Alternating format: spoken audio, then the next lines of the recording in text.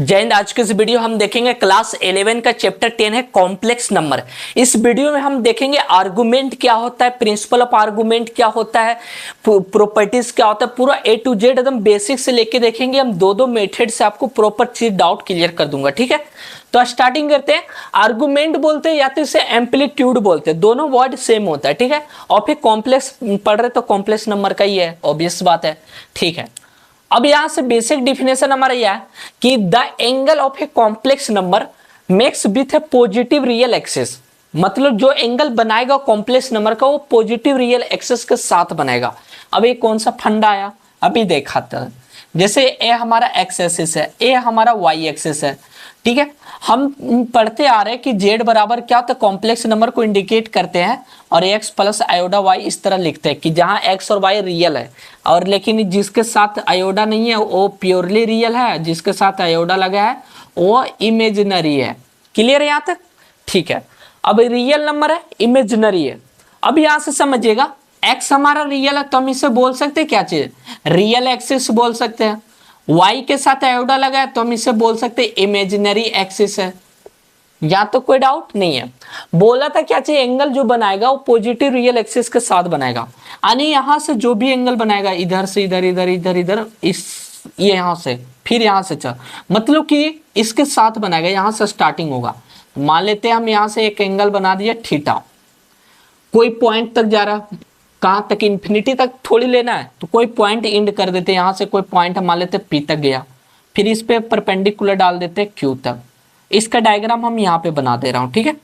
समझिएगा ये हमारा इस तरह से है, ओरिजिन यहाँ पर माने है इसे ओ, ये पॉइंट क्यू है, ये पॉइंट पी है, परपेंडिकुलर डाल दिया। इस हाइट को हमने मान लिया एक्स, थोड़ा कम है बना हाइट, कोई बात नहीं, जैसे इधर बना देते हैं। अब तो क्लियर है। और इस हाइट को इधर हम एक्स एक्स के डायरेक्शन है तो इसका एक्स मान लिया, इधर वाई कोई पॉइंट जा रहा है वाई तक तो इस यहां तक वाई है तो भी वाई होगा, तो वाई मान लिया। अब इस पॉइंट को निकालने के लिए आप पाइथागोरस लगा सकते हैं। पाइथागोरस से हम डायरेक्ट बोल सकते हैं under root x square plus y square हो गया, इसका निकालने के लिए। क्लियर है। एंगल हमारा थीटा दिया हुआ है। अब हम इसे आर्गुमेंट निकालते हैं। आर्गुमेंट को जो इंडिकेट करते हैं वो ए आर जी से करते हैं, और किसका निकालना है, जो भी जेड दिया है, जो भी लिखना है जेड स्मॉल या कैपिटल, वो इस तरह से इंडिकेट करते हैं, ठीक है, ए आर जेड से। बस अभी सारा क्लियर कर देता हूं। ये हमारा क्या है, डिनोटेड है, इसको हम आर्गुमेंट को इस तरह से डिनोट करते हैं। अब यहां से क्या है, इसे बनाने के लिए फर्स्ट मेथड हम पहले देखता हूं आपको। पहले हम थोड़ा हार्ड वाला देख लेते हैं, लॉन्ग वाला मेथड, तो उसके बाद शॉर्ट वाला थोड़ा इजी आ जाएगा। फिर जैसे साइन थीटा पहले इसका निकालिए, साइन थीटा इसका निकालिएगा तो लंब बटा कर्ण होता है, यानी वाई लिख देता हूं, लंब बटा कर्ण यानी वाई बटा under root x square plus y square. Cos theta निकालिए, कॉस थीटा निकालिएगा तो आधार बटा कर्ण होता है, आधार इसका बेस है एक्स, कर्ण इसका हो गया ए पार्ट, तो under root x square plus y square. Clear है। अब यहां से हमें आर्गुमेंट निकालना है, तो आप साइन कोस निकाल दियो, तो आर्गुमेंट एक तरह से एंगल ही होता है। तो इस साइन थीटा और कोस थीटा में जो भी कॉमन एंगल होगा, common angle of sine theta and cos theta का, वही आर्गुमेंट कहलाएगा।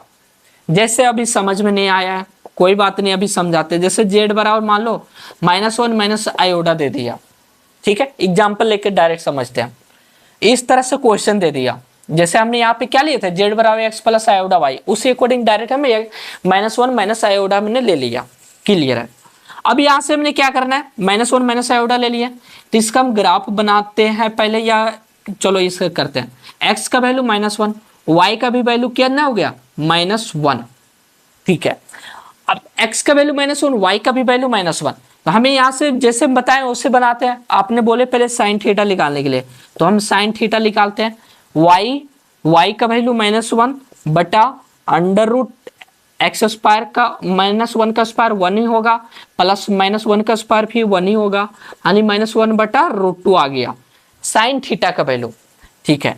अब यहां से हमारा क्या आ गया कि थीटा बराबर यहां से कितना आ जाएगा, π/4, साइन 45 का वैल्यू 1/√2 होता है, लेकिन ये तो निगेटिव लगा हुआ है, कोई बात नहीं, निगेटिव लगा तो हमने ट्रिगोमेट्री पढ़ रखे हैं कि ट्रिगोमेट्री में हमने बता रखे आपको कि जैसे इस तरह से जब इसमें क्या होता था, ऑल, साइन, कॉसेक, टैन और कॉट, सेक और कॉस इसमें होता था।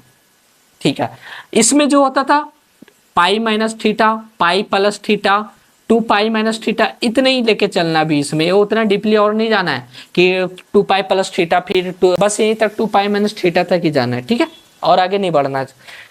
ठीक है, अब यहाँ तक क्लियर है। अब हमने यहाँ से क्या बोला, साइन थीटा निगेटिव। निगेटिव क्या इंडिकेट कर रहा है कि साइन थीटा या तो फर्स्ट में नहीं होगा क्योंकि इसमें तो हर एक कोई पॉजिटिव होता है, साइन कॉस टैन कॉट से कॉसेक। इसमें भी साइन नहीं होगा क्योंकि इसमें साइन तो पॉजिटिव होता है। यहाँ निगेटिव साइन कर रहा है, इसका मतलब साइन या तो इसमें है या तो इसमें है। तो हमारा निकल गया एंगल थीटा।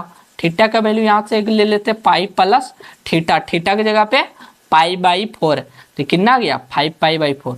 लेकिन दूसरा पॉसिबिलिटी भी लेना पड़ेगा कि 2 पाई माइनस थीटा भी हो सकता है। 2 पाई माइनस थीटा की जगह पे पाई बाई 4, यानी कितना आ गया 7 पाई बाई 4 आ गया। 4 दूनी 8 में गया 7 पाई बाई 4। तो साइन थीटा का वैल्यू अभी 2 आ गया। कॉस थीटा कब निकालिए आप, कॉस थीटा निकालेंगे तो यहाँ से दिया हुआ है एक्स, एक्स का वैल्यू -1 बट्टा सेम है अंडर रूट वाला, तो अंडर रूट 2 ही आएगा। तो थीटा का भी वैल्यू इसमें भी कॉस 45 का वैल्यू ये कितना होता है 1/√2, 45 रेडियन के फॉर्म में इस तरह लिखते हैं पाई बाई 4। कॉस निगेटिव आया, ऑब्वियस बात है फर्स्ट में नहीं होगा या लास्ट में भी नहीं, या तो इसमें होगा या इसमें होगा।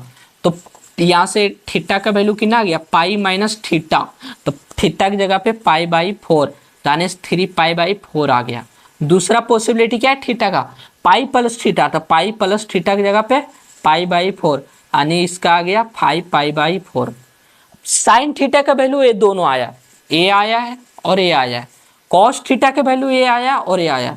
दोनों में कॉमन बोला है कि common angle of sine theta and cos theta का कौन सा है, तो दोनों में कॉमन क्या है 5 पाई बाई 4, कॉमन पॉइंट है, कॉमन नहीं सॉरी कॉमन, तो कॉमन पॉइंट मिल गया। तो यहाँ से कॉमन जो पॉइंट है एंगल मिल गया, वो हमारा क्या आ गया 5 पाई बाई 4। इसलिए हम इसको बोलेंगे आर्गुमेंट। ए आर जी से इंडिकेट करते हैं, जेड मान रखे तो जेड कितना हो जाएगा 5 पाई बाई 4। बस यही इसका आंसर है। ठीक है, ये फर्स्ट मेथड थोड़ा डिफिकल्ट लग रहा होगा ना कि थोड़ा ज्यादा लाइन ले लिए। अब इसका हम देखते हैं सेकेंड मेथड। यहाँ से सेकेंड मेथड निकालने के लिए फर्स्ट मेथड समझ गए, अब सेकेंड देखते हैं। सेकेंड उससे भी बहुत ईजी है। डायरेक्ट आप क्या कीजिए टैन थीटा निकालिए, टैन थीटा निकालिएगा इस पे, तो क्या आ जाएगा लंब बटा आधार, यानी y बटा x, बस इसका मोड कर दीजिए।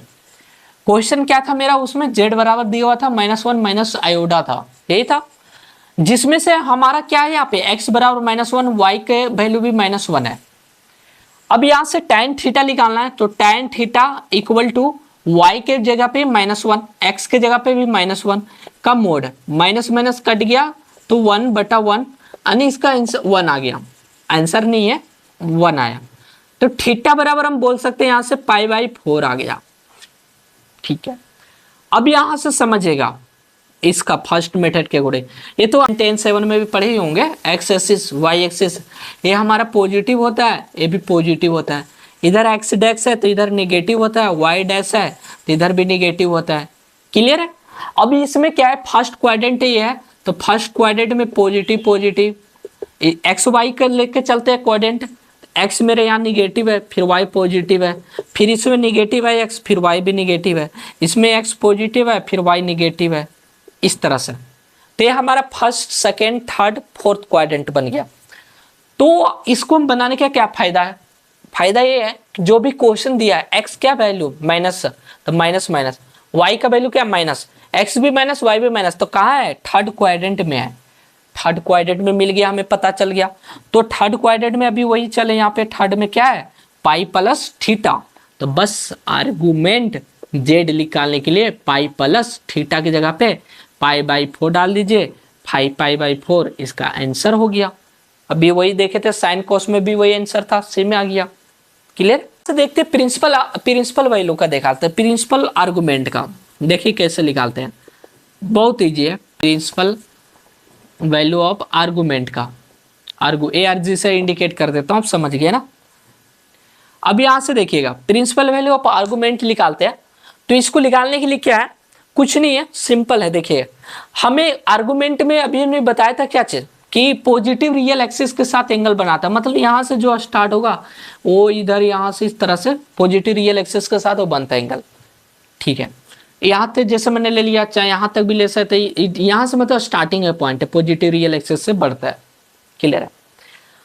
तो यहाँ से हमने क्या निकालना, principal value of argument. Principal value of argument में क्या हो जाता है कि हमारा इसमें जो एंगल वेरी करता है वो -पाई से लेके थीटा और ये इक्वल टू पाई तक जाता है, बस यही रखना है। अब यहाँ से देखिएगा आर्गुमेंट इसका क्या आया, 5π/4, एंगल थीटा का 5π/4, क्योंकि आर्गुमेंट किसका निकाल रहे, प्रिंसिपल वैल्यू ऑफ आर्गुमेंट। तो आर्गुमेंट से मतलब है थीटा से नहीं, तो आर्गुमेंट इसका कितना है 5π/4। तो आर्गुमेंट हमारा निकला 5π/4, तो इसका वैल्यू देखिए 180 से ज़्यादा तो नहीं है, क्योंकि इसी में वेरी करना चाहिए, -180 से बड़ा और 180 प्लस से छोटा या इक्वल तक चलेगा। तो यहाँ देखिए 5 × 180 / 4 290, और यहाँ से कितना हो गया 245, 5 5 25 20 225 आ गया। अब ये 225 डिग्री आया, तो 225 तो 180 से क्या है, बड़ा है, 180 से बड़ा है। तो हमें कुछ नहीं करना है, बस इसका प्रिंसिपल क्या निकालना, प्रिंसिपल वैल्यू निकालने के लिए हमें क्या करेंगे यहाँ पे कि इसका कर देंगे, जो भी दिया हुआ कितना दिया था 5π/4, तो डायरेक्ट कर दो 5π/4 -2π घटा दो बस। जब भी 180 तक वैलिड रहे, 180 से बड़ा हुआ 2π घटा दो, बस यही निकल गया आंसर। 4 दूनी 8 -3π/4 इसका आंसर होगा। अभी और एक दो एग्जांपल देखें। जैसे यहाँ से हमने लेते हैं एक, जैसे यहाँ से क्वेश्चन लेते हैं 1 - आयोडा ले लिए, ठीक है, सिंपल लेते हैं, चलते हैं। दिया हुआ इसका आर्गुमेंट, प्रिंसिपल आर्गुमेंट पूछना है, सिंपल बनाते हैं एकदम, कोई एकदम सिंपल बनाते हैं, ठीक है। अभी यहाँ से देखिएगा x = कितना हो गया 1, y = कितना हो गया -1। क्लियर है यहाँ तक, क्योंकि x क्या होता है रियल, y इमेजिनरी, ठीक है। हमें पता है फार्मूला, सेकेंड मेथड यूज करेंगे, वो फर्स्ट मेथड इसलिए बताया ना कि ताकि कोई कंफ्यूजन ना रहे, तो हर एक चीज़ आपको पता होना चाहिए। तो tan थीटा y/x, तो y के जगह पे -1/x1, मोड के अंदर कुछ भी रहेगा पॉजिटिव ही आएगा। ये सारा बता रखे हैं, कैसे आया अभी बता देता हूँ इसमें भी। चलो देखो, मोड के अंदर -1 है, मोड का वैल्यू निकालने के लिए क्या करते हैं, √1 का स्क्वायर प्लस रियल का स्क्वायर प्लस इमेजिनरी के साथ कुछ नहीं है, जब 0 आएगा 0, तानी इसका 1 ही आया, पॉजिटिव ही लेना, निगेटिव नहीं, तो इसलिए इसका 1 कर देते हैं। मॉडुलस में सारा बता रखा हूँ, तो मोड हमेशा पॉजिटिव वैल्यू देता है, और ये 1 आ गया। तो tan थीटा हमारा आया 1, तो थीटा का वैल्यू कितना आ गया π/4। ये तो आर्गुमेंट नहीं हुआ अभी तो थीटा ही निकालें, तो निकाल लेते हैं आर्गुमेंट।